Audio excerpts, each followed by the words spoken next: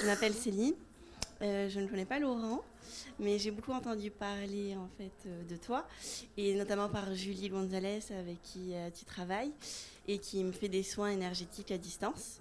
Donc, face à cet état de bien-être et de délivrance sur l'instant, bah, je pense que je suis là par curiosité, parce que c'était un appel comme une évidence. Bon, pas du tout anticipé parce que j'ai appris que tu étais à Paris juste hier, donc c'était pas du tout dans mon programme, mais je suis ravie d'être là. Ce que je viens chercher au séminaire, c'est sûrement une harmonisation entre le corps et l'esprit. Je pense que j'ai un esprit très libre, très indépendant. Je pense que tout est possible, il n'y a pas de jugement, il n'y a pas de bien ou de mal, ce genre de choses.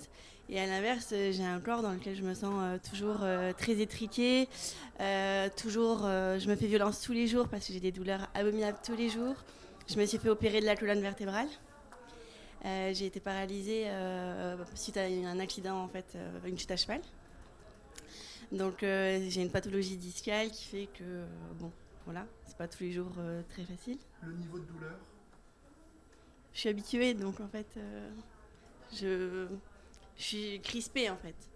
Mais à côté de ça, je fais de la danse plusieurs fois par semaine, du yoga, donc en fait, j'ai un niveau de souplesse qui m'aide en fait à contrebalancer aujourd'hui un état qui devrait pas être celui-ci.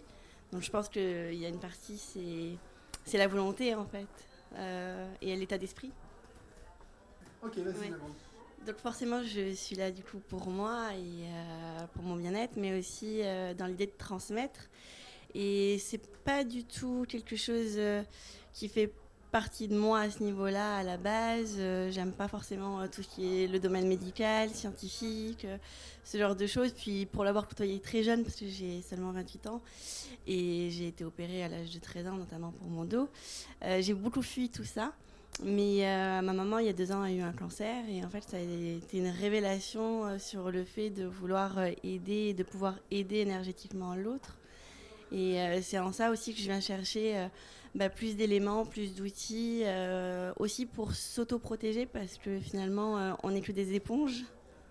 Donc dans l'idée aussi de pouvoir transmettre, aider, guérir et aussi se préserver, parce que souvent, on a tendance à absorber beaucoup trop que ce qu'on devrait. Génial, Super. merci. Tu l'as payé, non? Ouais, tu veux qu'on te mette une chaise? Non, ça va Ah, pas. Ça va? Je suis ancrée maintenant. J'ai les pieds plats.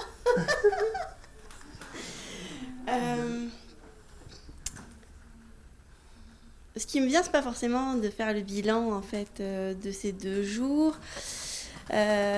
parce que ça reste encore assez abstrait. Je pense que j'aurais besoin de beaucoup de pratique pour me rassurer et percevoir les choses différemment.